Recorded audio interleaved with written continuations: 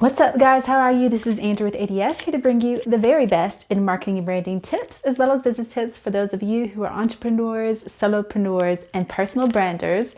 And as promised today, from the last video we just did, there was a whole chat all about mini conferences, virtual mini conferences, and I promised you I would talk about Zoom Breakout Rooms and Whova. So today we're chatting about Zoom Breakout Rooms, and next time, catch the next video, which will talk about Whova, the conference, mini conference, which we had, mini conference platform app / virtual conference app, however you want to use it. It's an awesome platform, and we'll walk you through that, okay? But today's about Zoom Breakout Rooms, so we're going to talk all about that. How do you use it so you can put on multiple workshops at a time? Is it a good idea? The good, bad, the ugly of it all, I will break that down for you and also show you how to do it. All right, so let's go.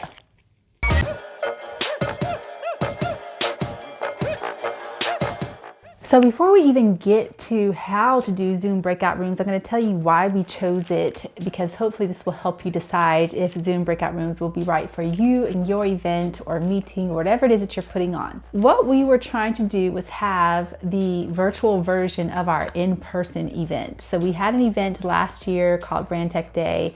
It was in person, it was a mini conference. We had 2 rooms in person. So one room we called a brand room, another room we called a tech room, and then we had a main room and some other spaces for ourselves that we could use. And, thinking about how to do that in a virtual version this year, we were thinking, how do we have rooms like we do in a in-person environment?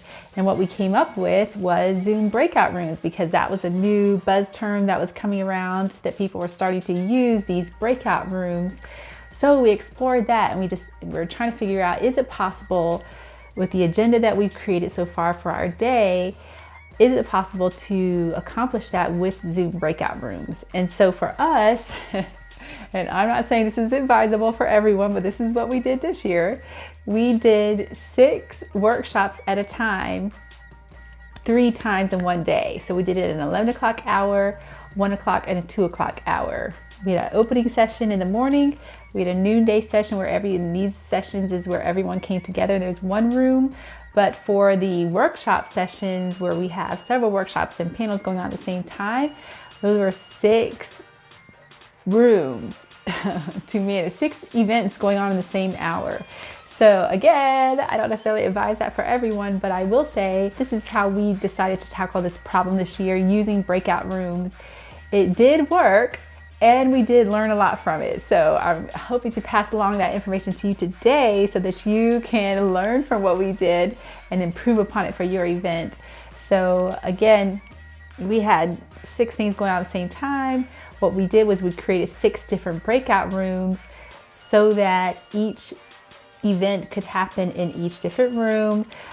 So to do that, basically you create one Zoom meeting, and then you create 6 breakout rooms in that meeting, and then people can go to those breakout rooms from there. So the go part is the operative word. In theory, let me tell you how this is supposed to work with Zoom, and hopefully this technology will get better over time. By the time you see this will be better, but right now, as of October 27th, 2020, this is how it is. What should happen in theory is that people should be able to pre-select the rooms they want to go to, or if they've pre-selected it in the Whova app, which again we'll share in our next episode of this mini conference experience, if they already pre-selected their workshop selections in the Whova app, then they should be able to go to those rooms directly. We should be able to pre-assign those people to those rooms ahead of time.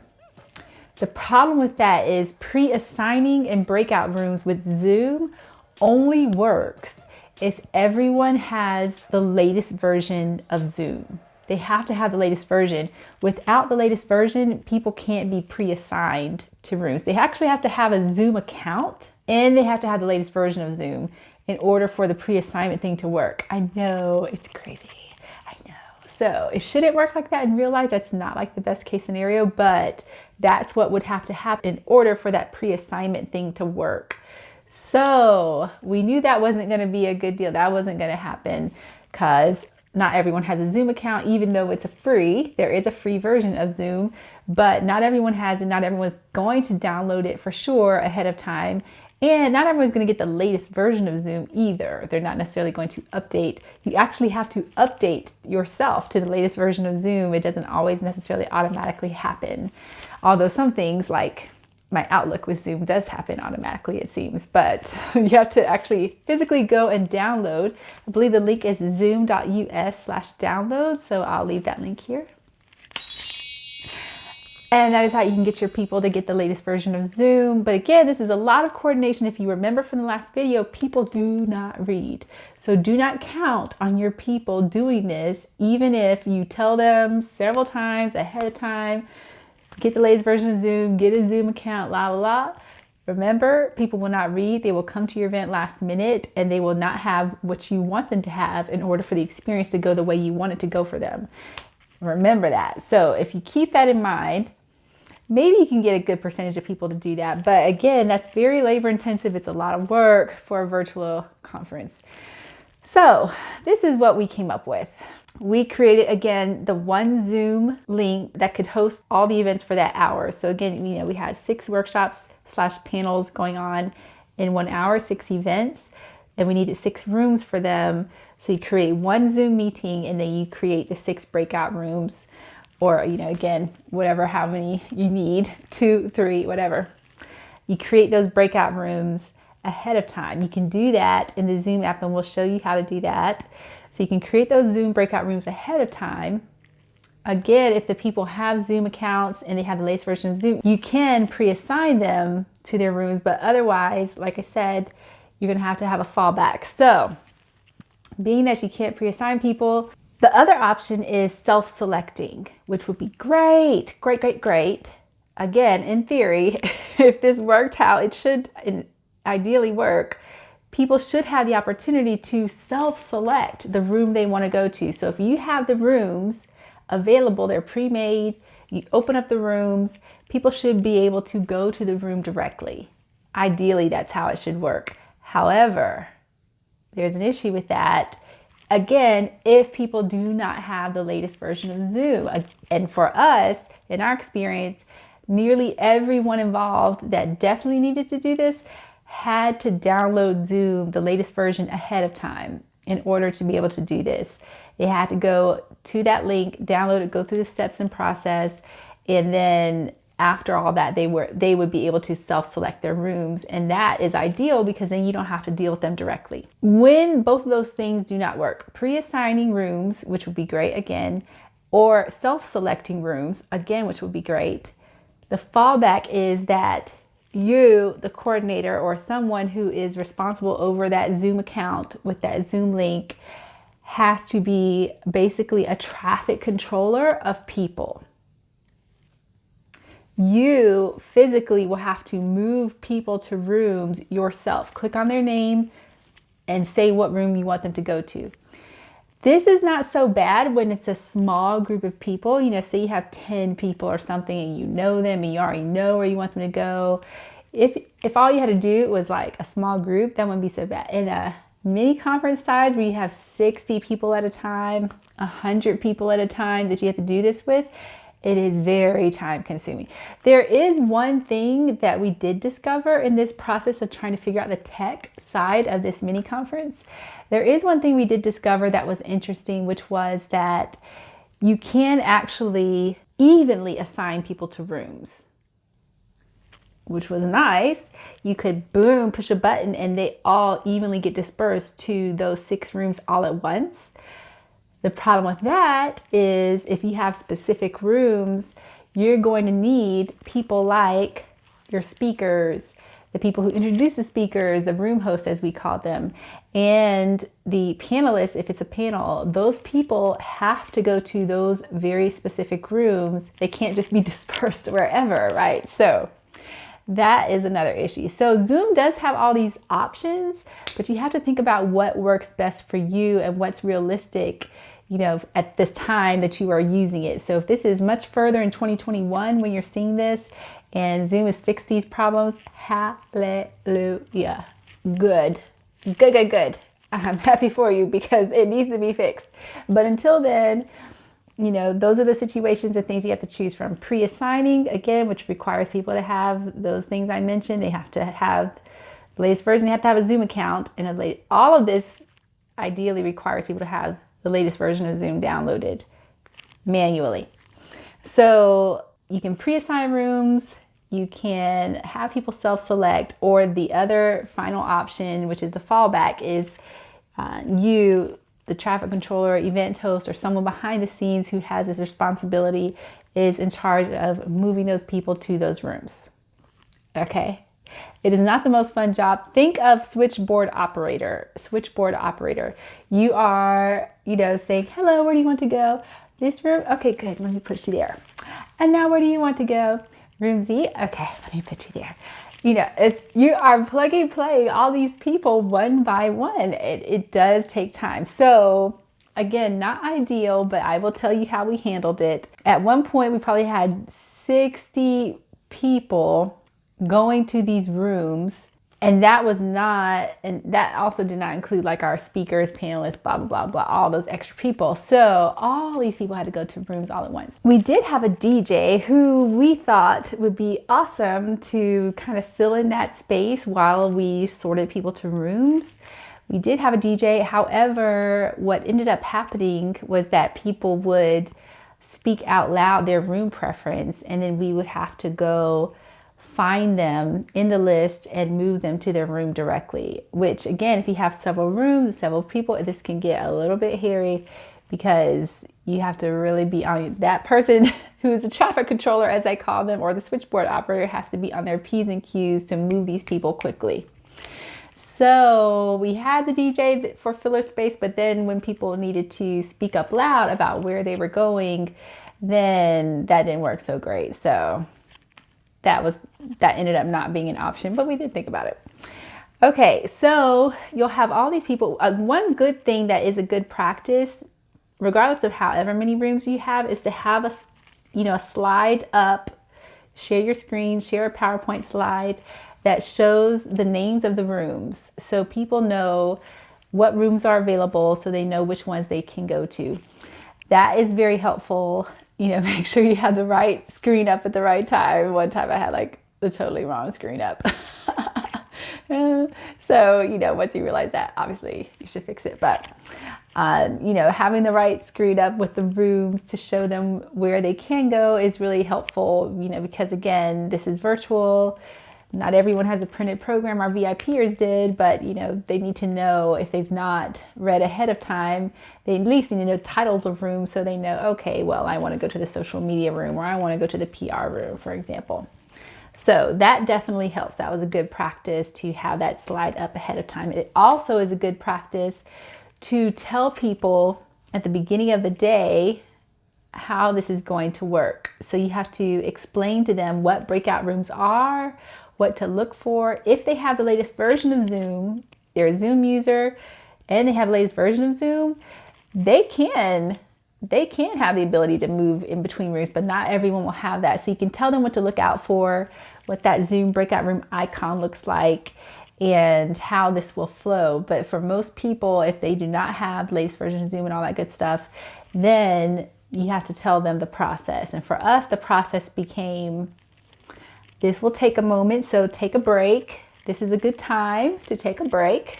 Go to the bathroom, get some coffee, grab a snack, take a phone call. This is the time to do it while we are moving people around.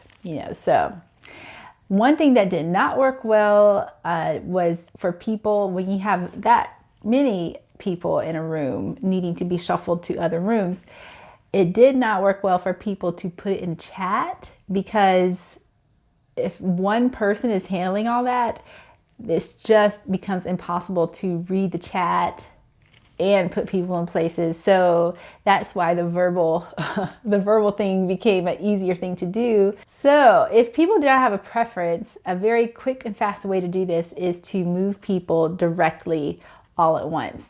So just putting them in rooms, almost like that feature where it would assign them automatically to rooms evenly, almost like that, except for you're manually doing that. that can work pretty quickly. The problem is if someone gets in a room and they don't want to be in that room, say you got to an AI workshop and you don't care about AI.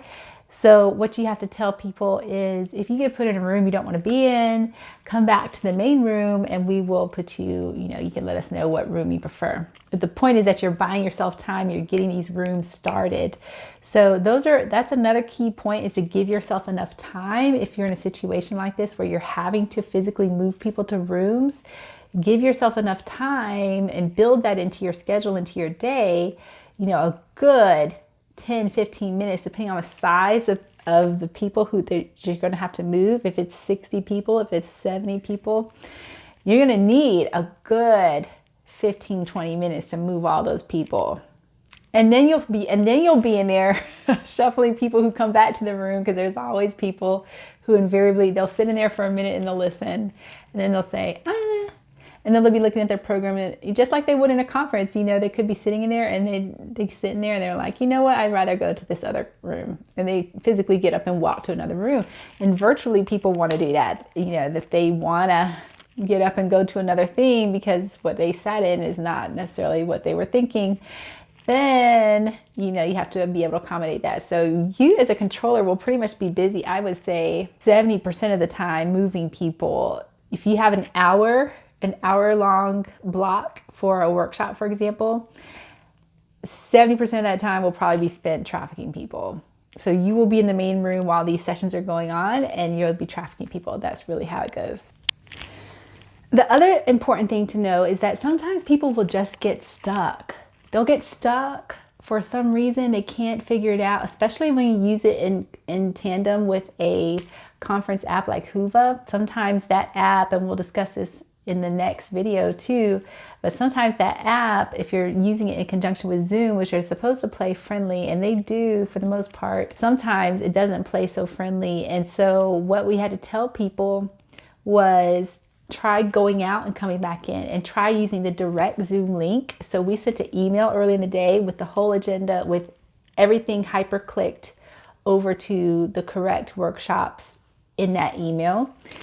And we referenced that and used it a lot. So we would tell people, if the Whova app is not working for you correctly and you're having problems, go to that email and use those Zoom links, because those are the direct Zoom links. Instead of trying to use it through the app, use it through the direct Zoom link. And usually that fixed the problem for a lot of people. And another problem that we had was, again, people just got stuck. People were stuck in the main room, and even though we assigned them to a room, the room they needed to go to, it just kept saying on our end, they've not gone to their room.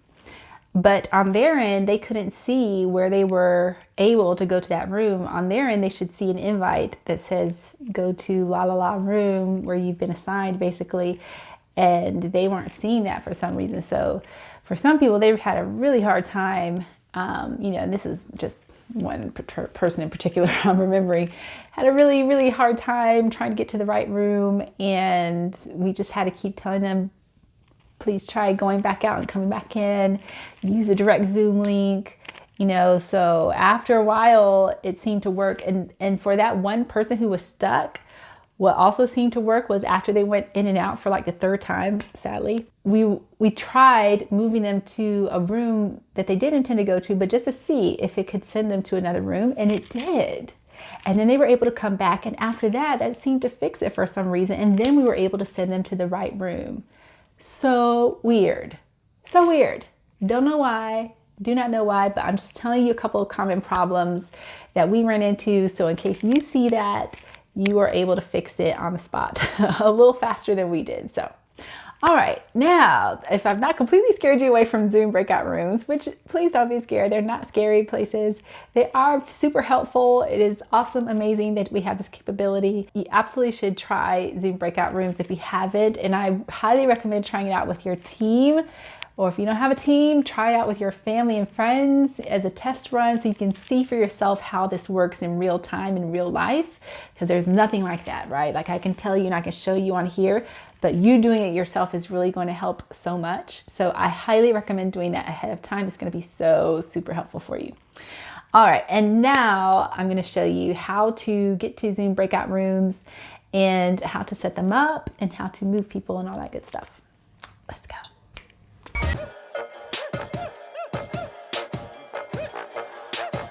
Okay, so now let's see how to do this. I'm going to open up Google and we're going to go to Zoom like you would on your own account.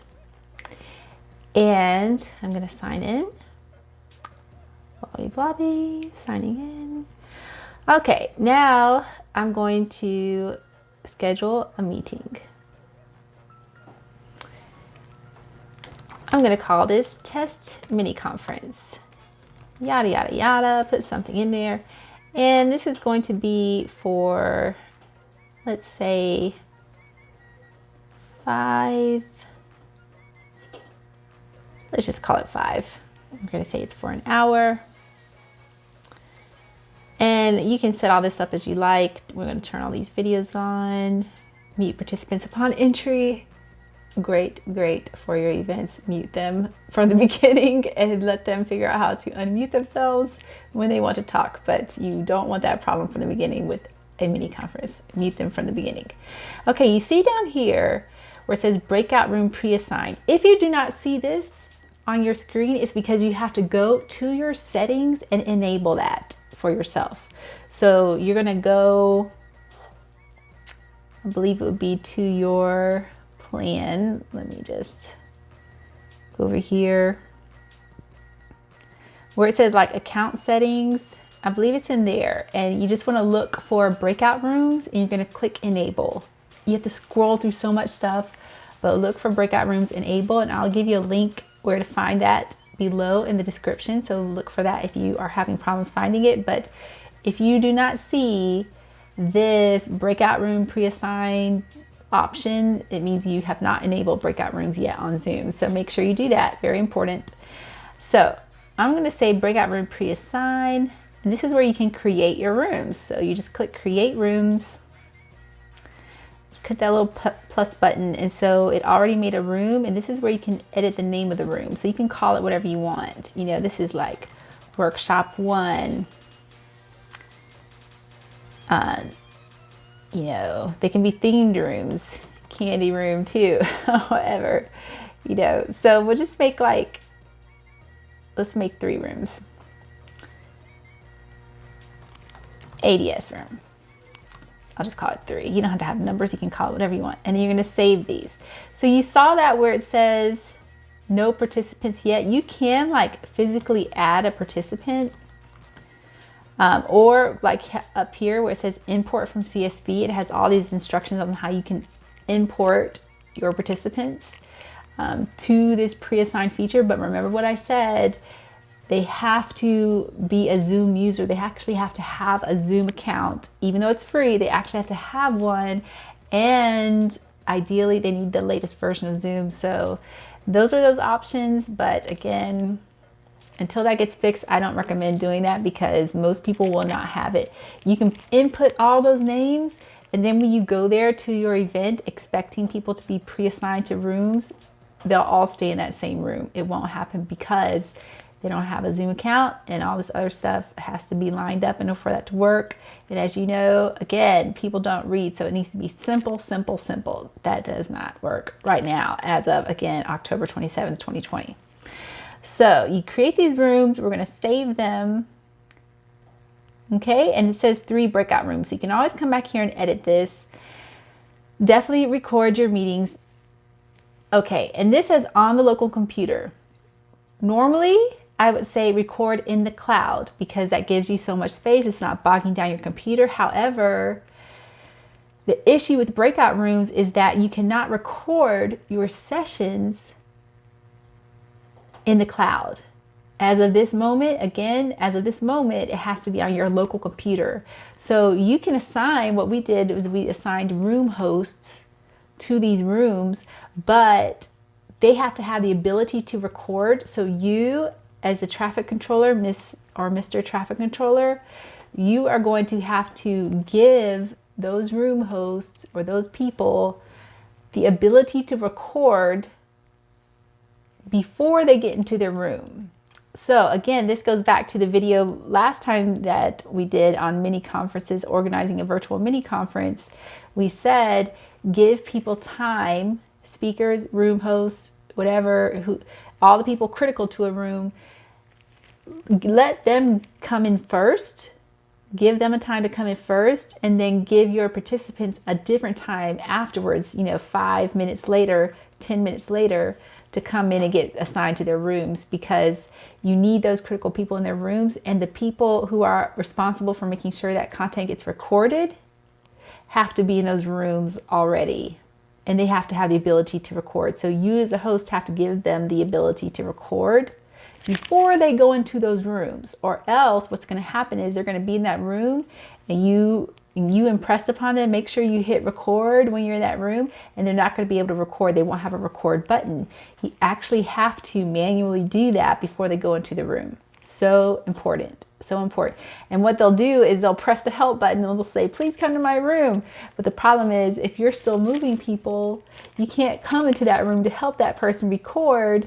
You have to wait until you're done managing all these people that you have to assign. So, it starts to get a little hairy in that situation. And that's why I say, so critical if you're going to do this, give yourself time for your room hosts, as I'm calling them again, room hosts, speakers, panelists, whomever, all the critical people. They should come in first. Let everyone else have a break, be on break time. Let them in first. Give the people who need ability to record, give them the ability to record. Get them in their rooms, then let everyone else in, and then start pushing people to their rooms, okay? And again, you have to click this selection on the local computer, because according to the Zoom people, this is the only way at the moment that this will work. For your room hosts who are recording, it has to be done on their local computer, not in the cloud. And I think it's because it can only handle one cloud recording at a time when it's simultaneous. So very important, it has to be on the local computer. If you think that just by clicking this recording, where is that? Oh yeah, we were right on it. Automatically record meeting. If you think by just clicking this, that's going to record all your sessions, all 6, 5, 3, in this case we have 3 breakout rooms. If you think just by clicking that alone that your sessions are going to get recorded, you're wrong. Do not make that mistake. Assign someone to go to that room and give them the ability to record before they go into that room, okay? Very, very important if you want your sessions recorded. All right. Okay, so all this looks good. We're going to save this. And our meeting is in here, okay? So now I'm going to invite some quote unquote friends to this meeting. So we'll be right back. All right, we're all set up here. So you can see my friends. My giraffe, they all have different names here, so I'm gonna rename them Monsieur Giraffe. And this one is going to be Madame Giraffe. Okay. Clearly I love giraffes. So this is just clearly for illustration purposes, but I'm gonna show you how this works. So we are in our Zoom meeting. Remember I said it's one Zoom meeting. And now you see this icon down here, breakout rooms? This is what you want to see. If you do not see this, it is because you have not enabled breakout rooms in Zoom, in your Zoom account. So I will, again, have that link for you below in the description. Make sure you go through those steps. It's simple in your settings. You have to scroll forever to find it, but it's in there, and just click on and it'll be enabled for you, and this will start showing up for you. If you still have problems, again, remember to download the latest version of Zoom that seems to fix a myriad of problems. So, all right, so you have these breakout rooms. So I'm going to click breakout rooms, and now you can see the rooms that we put here. And even if I missed a room, I can still add a room on the fly. I can say open all rooms. I have these options here, which says allow participants to choose room, key. Okay, so if you want them to be able to choose a room, you can click that. if they happen to have the latest version of Zoom downloaded, and if they have a Zoom account, all this stuff that Zoom requires, they will be able to choose their own room, which would be wonderful, and it takes them off of your hands. So definitely do that if you can. And then you've got all these other options you can see. Allow participants to return to the main session at any time. Yes, this is the main session that you're in right now, so you want them to be able to do that. It says automatically move all assigned participants into breakout rooms. Now, that is the option I told you where it puts everyone in the rooms all at once. So if we click that, it's going to put people in rooms all at once, but I actually don't want that. So I'm going to unclick it. Okay, so those are the options. And then you can see I can kind of assign people to rooms on the fly, but I'm just going to right now say, oh, even before that, let me show you how to record. So let me close this, and I'm going to go to Monsieur Giraffe. And you see here, it says I can make host, la la la la, whatever. Okay. Actually, we do have to open the breakout room. So let's open them. Open the rooms. And now you can see I have Madame Giraffe and Monsieur Giraffe here. Our two people are right here. So I can click assign to workshop 1. I can assign them to any of these rooms now. So I can assign Madame Giraffe there, and their screen says joining workshop 1, fetching la la la. Okay, that's what they see. So now they are in workshop 1, but it says waiting. It says waiting. This is clearly a very old I'm using all my devices ever.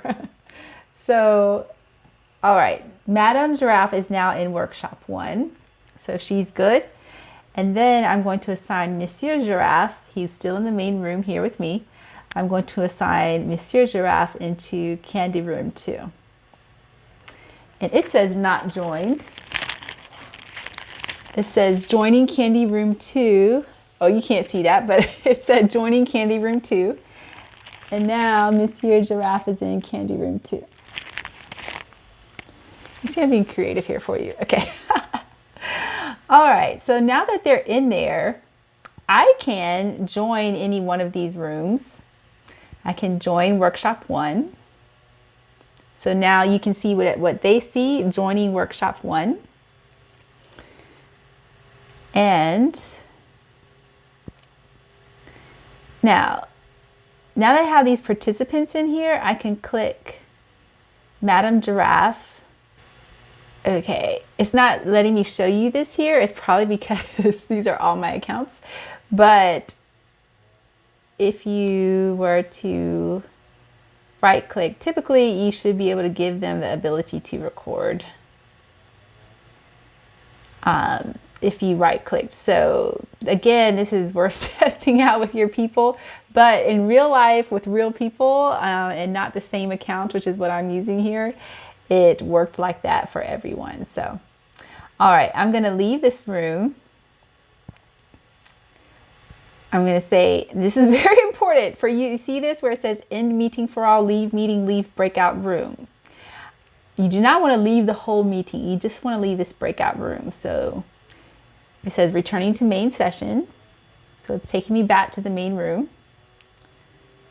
And now I'm in here and I can see these breakout rooms. So now I can actually send a message to everyone.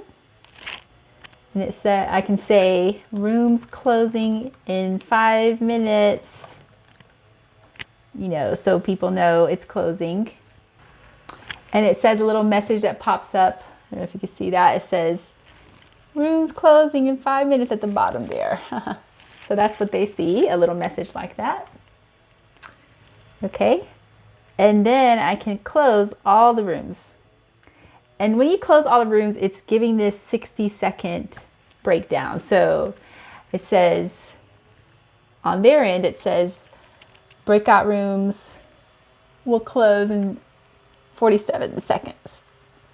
And that's what they see. And they can leave now and join the room. So I'm going to have them join. Okay, and Monsieur Giraffe will be joining us in 30 seconds. Or actually, I can just make him join us.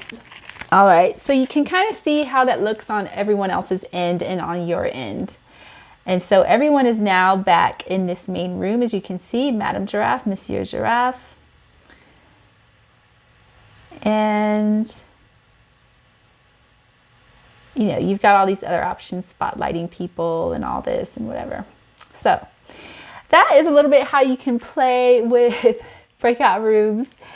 I might have to do this another time for you where I can show you how people can record, but if you right click, you can allow people the ability to record. So as you can see, I'm recording, but as I was told this works, you only get a recording as the host for the room that you are in at a time. So if you stay in this main room, you're going to get a recording of the main room. If you happen to go to one of the workshops among many that you may have, it's only going to give you a recording of the room that you are in. So that's why it's important for other people to have the ability to record. So, all right, let's get out of here. I'm going to end the meeting for everyone. So, my dears, that is how breakout rooms work. It is not so difficult once you get in there, but there are some things to know. So it's helpful if you can practice ahead of time in small groups, perhaps. Maybe grow it to 10 people so you can practice if you can. Again, if you don't have a team to work with, try this with your friends, your family, invite them to a test thing so you can try this out and see how it works for yourself. And also try out the recording features for yourself so that you can give people the ability to record and they can record in those rooms for you so you can get the recordings for your sessions. All right, so those are the most important things about breakout rooms. We talked about how it works, when to use it, how the pre-assigned feature works again, and what is required for a pre-assigned feature to work, what's required for people to be able to self-select their rooms, and then what you need to do to move people to rooms and move them back, and the capabilities that you have once you're in the app itself and you're actually in your meeting, what you can do while you're in your meeting. So I hope that was helpful. These are things I wish I knew before we started our breakout room thing in our own mini conference. But you know, this is tech and this is life and you learn as you go, right? So I'm passing on my nuggets to you. I hope it is helpful in whatever you're planning. And let me know what questions you have. Hopefully I can answer them for you. Leave them in the comments below. And otherwise, thank you for joining us. Again, this is Andrew with the ADS Agency. You can follow us at THEADS Agency, the ADS Agency on Facebook, Twitter, Instagram, LinkedIn, YouTube, and TikTok. And finally, my dears, I hope you have a great week, a great day, a great month, and remember to try something new. Cheers.